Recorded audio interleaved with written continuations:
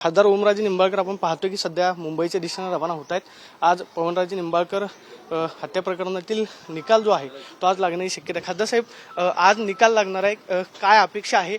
आजचा दिवस अतिशय महत्त्वाचा असणार आहे, 20 वर्ष प्रतीक्षा। निश्चितपणे माझ्या कुटुंबानं गेली 20 वर्ष 17 दिवस जो अविरत संघर्ष केलाय न्यायाच्या भूमिकेतनं, माझं कुटुंब असेल, समत काजींचं कुटुंब असेल, ज्या पद्धतीनं कैलासवासी पवनराजे निंबाळकर साहेबांची निवृत्तपणे हत्या झाली व त्यांचे चालक पैगंबरवासी समत काजींची, मला वाटतंय रक्ताच्या नात्याला काळिंब फासणारी घटना होती। आणि त्याच भूमिकेतनं आजपर्यंत आम्ही न्यायाच्या प्रतीक्षेत आहोत।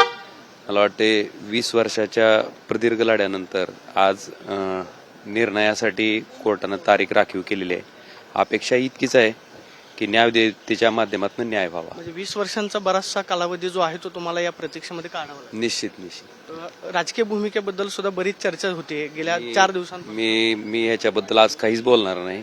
आज माझ्या आयुष्यातला सगळ्यात महत्वाचा निर्णयाचा क्षण आहे आणि मला वाटतं आम्ही सगळेजण त्याच्या प्रतीक्षेत आहोत।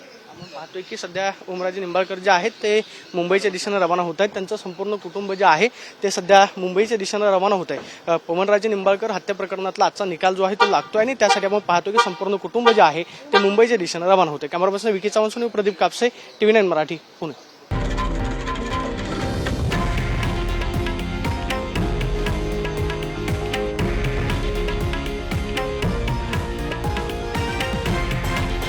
हे आहे देशातील नंबर 1 न्यूज नेटवर्क आणि आपण पाहत आहात TV9 मराठी, एकमेव।